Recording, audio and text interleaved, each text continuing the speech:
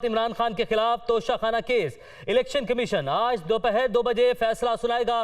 PTI chairman पर खरीदे गए 3 तहफ़ 2019 के गोशवारों में जाहिर न करने का इल्जाम है। साबिक वज़ीर आज़म का अपने जवाब में आर्टिकल 62(1)(f) के तहत कार्रवाई के हवाले से ECP के दायरे इख्तियार पर एतराज़। फैसला 19 सितंबर को महफूज किया गया था। ये महफूज शुदा फैसला आज सुनाया जाएगा। 2 बजे का वक्त दिया गया है इलेक्शन कमीशन की जानिब से। 19 सितंबर को यह फैसला महफूज कर लिया गया था और आज जुमे का रोज है, एक और जुमा है और एक और फैसला आएगा। एक और सियासी रहनुमा के मुस्तकबिल का फैसला होने जा रहा है। पाकिस्तान तहरीक इंसाफ के चेयरमैन इमरान खान के मुस्तकबिल का फैसला सुनाया जाएगा इलेक्शन कमीशन की जानिब से। इलेक्शन कमीशन तोशाखाना रेफरेंस का फैसला 2 बजे सुनाएगा और ये ऐलान किया गया है इलेक्शन कमीशन की सिक्योरिटी पर 1000 सिक्योरिटी एहलकार तैनात किए गए हैं। विफाकी पुलिस के साथ FC और रेंजर्स के एहलकार भी शामिल हैं। इलेक्शन कमीशन के चारों तरफ खारदार तारे लगा दी गई हैं, ब्लॉक्स रख दिए गए हैं, तमाम रास्ते बंद कर दिए गए हैं। रेड जोन के तमाम दाखिली रास्तों पर पुलिस और FC की नफरी तैनात है और 2 बजे से पहले रेड जोन को आर्जी तौर पर सील करने का भी इम्कान है। और ये जाहिर किया जा रहा है खदशा के जो कारकुन है बड़ी तादाद में वहां पर पहुंच सकते हैं, तो वहां पर क्या सूरत हाल है। हमारे नुमाइंदान भी हमारे साथ मौजूद होंगे, उनसे भी हम आपको बताएंगे क्या उनके पास अपडेट्स हैं। तोशाखाना केस का फैसला इलेक्शन कमीशन की जानिब से आज 2 बजे सुनाया जाएगा। मोहसिन एजाज हमारे साथ मौजूद हैं और कमरुल मुनव्वर हमारे साथ मौजूद हैं। कमर, सबसे पहले आपकी जानिब बढ़ते हैं। सिक्योरिटी के कड़े इंतजाम किए गए हैं और 1000 से ज्यादा एहलकार तैनात किए गए हैं। कारकुनान की आमद का खदशा है जिसकी बना पर रेड जोन को आर्जी तौर पर सील भी किया जा सकता है। इंतजाम के हवाले से ब्रीफ कीजिएगा।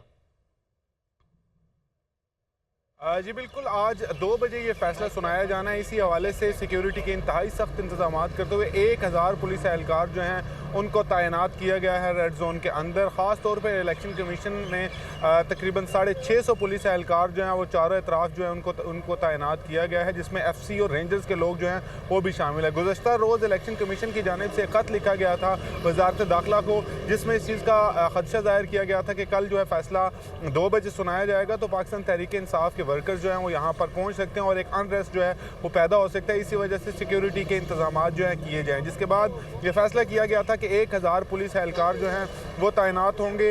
रेड जोन को आने वाले जो 5 रास्ते हैं, जिसमें सरीना चौक, मैरियट चौक, नादरा चौक, इसके अलावा D चौक और मारगला रोड का जो रास्ता है वहाँ पर भी पुलिस की भारी नफरी के साथ FC को भी तैनात किया गया है। रेंजर्स जो है उनको तमाम हसास इमारतों के साथ साथ इलेक्शन कमीशन के अंदर जो है वो भी तैनात किया गया है। 2 बजे का ये फैसले का टाइम दिया गया है इलेक्शन कमीशन की जानिब से। उनके स्पोक्स पर्सन ने ये कहा था कि 2 बजे ये फैसला सुनाया जाएगा, इसीलिए 2 बजे से कबल ये कहा जा रहा है कि रेड जोन को पार्शली सील कर दिया जाएगा। सिर्फ एक रास्ता जो है मारगला रोड का उसको खोला जाएगा, जहाँ से रेड जोन को अंदर आने वाले जो दफातर है, सेक्रेटेरिएट है, सुप्रीम कोर्ट है, PM ऑफिस और मुख्तलिफ जो सरकारी इमारतों में सरकारी लोग काम करते हैं उनके लिए सिर्फ मारगला रोड का रास्ता जो है वो खुला होगा।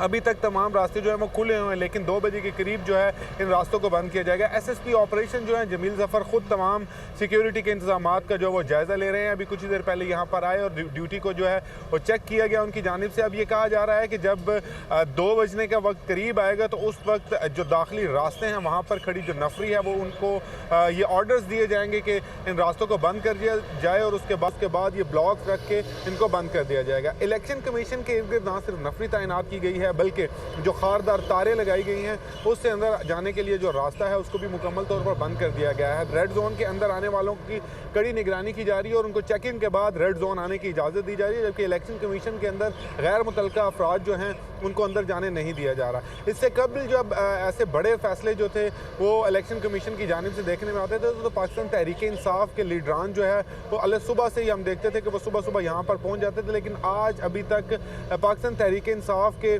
कोई जो क़यादत है वो उनकी जानिब से देखा जा रहा है कि अभी तक कोई नहीं आया। ताहम 2 बजे ये फैसला सुनाया जाना है, जिसमें इलेक्शन कमीशन की जानिब से भी कहा गया था कि इमरान खान खुद भी यहाँ इस फैसले को जब सुनाया जाए तो वो यहाँ पर मौजूद हों। ठीक है, आपने हमें तफसीलन सिक्योरिटी के हवाले से अपडेट किया। कमर, आप हमारे साथ ही मौजूद रहेगा। मोहसिन एजाज आपके जानिब बढ़ते हैं। आप देगा कि फैसला जो है वो 2 बजे का वक्त दिया गया है, फ़िकान को नोटिस जारी कर दिए गए हैं, तो इस हवाले से आपके पास क्या इन्फॉर्मेशन है शेयर कीजिएगा। कमीशन ऑफ पाकिस्तान ने ये एक फ़ैसला सुनाने का ऐलान गुज़िश्ता रोज़ किया था और इस सिलसिले में फ़रीक़ैन को नोटिस जारी करते हुए ये कहा गया था कि इलेक्शन कमीशन ऑफ पाकिस्तान आज दोपहर 2 बजे इस केस का फ़ैसला सुनाएगा। इस सिलसिले में चेयरमैन पाकिस्तान तहरीक इंसाफ और साबिक़ वज़ीर-ए-आज़म इमरान खान समेत जो दीगर फ़रीक़ैन थे उन्हें नोटिस भी जारी कर दिए गए थे। इलेक्शन कमीशन ऑफ पाकिस्तान में ये मामला स्पीकर कौमी असम्बली राजा परवेज़ अशरफ की तरफ से एक सवाल की सूरत में रेफ़र किया गया था और जिसमें यह कहा गया था जो 5 अरकान कौमी असम्बली जिनका ताल्लुक PDM से है उनकी जानिब से ये कहा गया था कि साबिक़ वज़ीर-ए-आज़म इमरान खान और उनकी अहलिया ने तोशा खाना से कुछ तहाइफ वसूल किए और उन्हें बाद में कुछ तहाइफ को बेच भी दिया गया। इसके साथ साथ ये कहा गया कि अपने हुकूमत के इब्तदाई दौर में कुछ तहाइफ ऐसे थे जिन्हें इलेक्शन कमीशन ऑफ पाकिस्तान में जमा जो असासों की तफसीलात है उनमें ज़ाहिर नहीं किया गया। इसी बुनियाद पर जो कंसीलमेंट की बुनियाद पर असासे छुपाने की बुनियाद पर उनको डिस्क्वालीफाई करने की इस 2 बजे फैसला सुनाया जाएगा और इस हवाले से जो दुनिया न्यूज़ है उसकी ट्रांसमिशन भी जारी रहेगी। हम आपके साथ रहेंगे, आप हमारे नुमाइंदगान में अपडेट करें। आपका भी बहुत शुक्रिया, आपसे भी हम अपडेट्स हासिल करते रहेंगे। एक बड़ी अपडेट आपके साथ शेयर करें, ICC T20 वर्ल्ड कप में एक और बड़ा अपसेट हो चुका है। आयरलैंड ने वेस्ट इंडीज को हराकर मेगा इवेंट से बाहर कर दिया है। वेस्ट इंडीज की उम्मीदें अगले राउंड में पहुंचने की दम तोड़ चुकी हैं और वेस्ट इंडीज 2 मैचेस हार कर और क्वालिफाई नहीं कर सका। आयरलैंड ने T20 वर्ल्ड कप में सुपर 12 राउंड के लिए क्वालिफाई कर लिया है। 2 बार की वर्ल्ड चैंपियन रहने वाली team West Indies super 12 round में जगह बनाने में नाकाम रही। वेस्ट इंडीज को एक बड़े मैच में शिकस्त दे दी है। वेस्ट इंडीज को हर हाल में यह मैच जीतना था अगर अगले राउंड में क्वालिफाई करना था, लेकिन आयरलैंड की जानिब से शानदार खेल पेश किया और आयरलैंड ने अपसेट कर दिया है। 2 बार की T20 वर्ल्ड कप की चैंपियन वेस्ट इंडीज को आयरलैंड ने इवेंट से बाहर कर दिया है और सुपर 12 मरहले के लिए क्वालिफाई कर लिया है। देखना है कि इस ग्रुप से दूसरी टीम कौन सी होगी जो कि क्वालिफाई करेगी, वो है जिम्बाब्वे या स्कॉटलैंड। इन दोनों में से एक टीम क्वालिफाई करेगी। आयरलैंड क्वालिफाई कर चुकी है और वेस्ट इंडीज को शिकस्त दी है आयरलैंड ने। मुस्लिम लीग नून के रहनुमा शाहिद हक्कान अब्बासी का कहना है कि नैब करप्ट तरीन इदारा है, किसी की नाअहली नहीं चाहते, लेकिन सबके साथ एक जैसा इंसाफ होना चाहिए। सियासत में मुकाबला अवाम में होता है। बेटे की कंपनी से तनख्वाह ना लेने पर नवाज शरीफ को नाअहल किया गया। इमरान खान ने अरबों रुपए लूटे, पैसों का हिसाब भी नहीं दिया। 29 नवंबर से पहले नए आर्मी चीफ का नाम सामने आ जाएगा। शाहिद हक्कान अब्बासी कराची में मीडिया से गुफ्तगू कर रहे थे। मुल्क का बदतरीन इदारा, सबसे करप्ट इदारा नैब है और ये वाज़ेह हकीकत है कि जब तक ये इदारा रहेगा मुल्क नहीं चलेगा। हम किसी को नाअहलियत नहीं देखना चाहते। सियासत का मुकाबला मैदान में होना चाहिए, अवाम के फैसलों के मुताबिक होना चाहिए। इंसाफ का तकाजा ये है कि जो निज़ाम एक आदमी के लिए दूसरे के लिए भी कोई होगा। अगर आप अपने बेटे की कंपनी से पैसे जो फीस होती है डायरेक्टर फीस ना लेने पर किसी को ताहयात नाअहल कर सकते हैं, सुप्रीम कोर्ट कर सकता है, तो फिर वो शख्स जिसने अरबों रुपया लूटा हो, जिसका बाहर से पैसे आए हों, अरबों रुपए आए हों, हिसाब ना दे सके, तो उसका फिर फैसला क्या होगा। 29 से पहले इंशाल्लाह आर्मी चीफ की अपॉइंटमेंट हो जाएगी। MKM राब्ता कमेटी इजलास की अंदरूनी कहानी सामने आ गई। पीपल्स पार्टी के साथ बल्दियाती तरामीम की मुस्तवदे पर इत्तेफाक हो गया। MKM राब्ता कमेटी इजलास में बताया गया कि पीपल्स पार्टी सिंध मालियाती कमीशन अवार्ड देने पर रजामंद हो गई है। सूबाई आमदन से हर शहर को 10% जमाशुदा टैक्स की सूरत में मिलेंगे, जबकि फॉर्मूले के तहत कराची को सालाना 30 अरब रुपए मिलने की तवक्को है। हल्का बंदियों में तब्दीली के लिए अगले मरहले में काम किया जाएगा। MKM और पीपल्स पार्टी के दरमियान मुशावरत के अगले दौर में आसिफ जरदारी भी शामिल होंगे, जबकि MKM में तंजीमी इख्तलाफात पर राब्ता कमेटी का इजलास दोबारा होगा। तहरीक इंसाफ के रहनुमा शाह महमूद कुरैशी का कहना है कि आसिफ जरदारी को मिलने वाली गाड़ी से नवाज शरीफ भी मुस्तफीद होते रहे। इमरान खान को अगर कोई माइनस करना चाहता है तो उसे तस्लीम नहीं करेंगे। सेनेटर अली जफर कहते हैं इमरान खान ने हर तोहफे की कीमत अदा की। हमारी नज़र में इलेक्शन कमीशन ऑफ पाकिस्तान कोई अदालत नहीं है, ये किसी को नाअहल नहीं कर सकता। वो इस्लामाबाद में मीडिया से गुफ्तगू कर रहे थे। जो पॉलिटिकली आप किसी को सियासी मैदान में आप उसका मुकाबला न कर सके तो फिर किसी और अंदाज से आप उसको लॉफेयर के ज़रिए पॉलिटिकली एलिमिनेट करने की कोशिश करें, तो मैं समझता हूँ ये बहुत कौम की तवक्कुआत के बरक्स होगा और ये कौमी मफाद में हरगिज़ न होगा। आसिफ अली जरदारी का जो उनको गाड़ियाँ जो दी गई और एक गाड़ी से नवाज शरीफ साहब मुस्तफ़ीद हुए, जी वो भी तोहफे थे ना, क्या कानून उसकी इजाज़त देता था?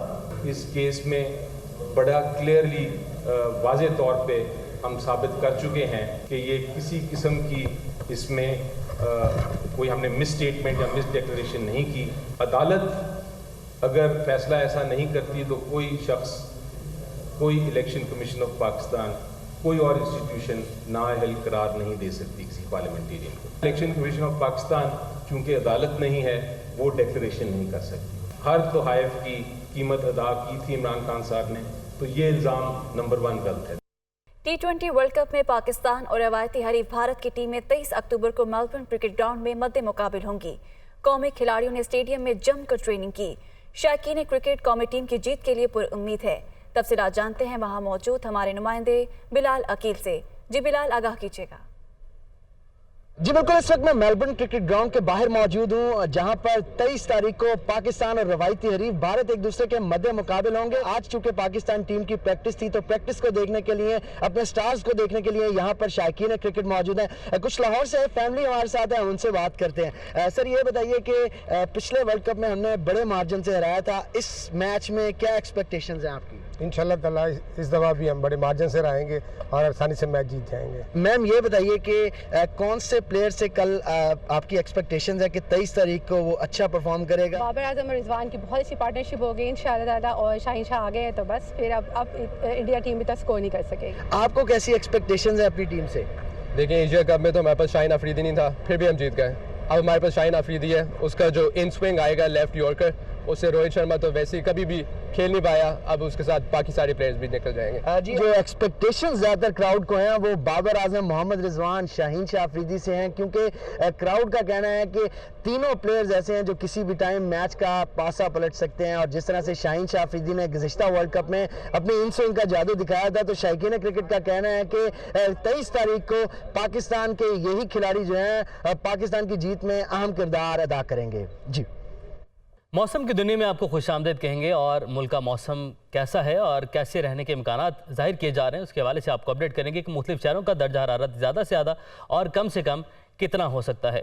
नक्शे की मदद से आपको दिखाने की कोशिश करेंगे। आप देख सकते हैं गिलगित से अगर हम आगाज़ करें तो गिलगित बल्तिस्तान ज़्यादा से ज़्यादा दर्जा हरारत 13 डिग्री सेंटीग्रेड रहने का इम्कान है। उससे आगे बढ़ते हैं, मरी का रुख कर लेते हैं और मरी में 15 डिग्री सेंटीग्रेड रहने का इम्कान जाहिर किया जा रहा है। वफाकी दारुल हुकूमत इस्लामाबाद, यहाँ पर ज़्यादा से ज़्यादा दर्जा हरारत 27 डिग्री सेंटीग्रेड रहने का इम्कान जाहिर किया जा रहा है। तो लाहौर और पेशावर का भी आपको बताते हैं जी। पेशावर का है 28 डिग्री सेंटीग्रेड तक रहने का इम्कान, जबकि लाहौर की बात करें तो ज़्यादा से ज़्यादा 30 डिग्री सेंटीग्रेड रहने का इम्कान जाहिर किया जा रहा है। और इससे आगे बढ़ते हैं, कोयटा का रुख करेंगे तो कोयटा का दर्जा हरारत 24 डिग्री सेंटीग्रेड रहने का इम्कान जाहिर किया जा रहा है। और आखिर में शहर कायद की बात करेंगे जी। और कराची का मौसम हम आपको बताएंगे, कराची का मौसम जो है ज़्यादा से ज़्यादा 34 डिग्री सेंटीग्रेड तक जा सकता है।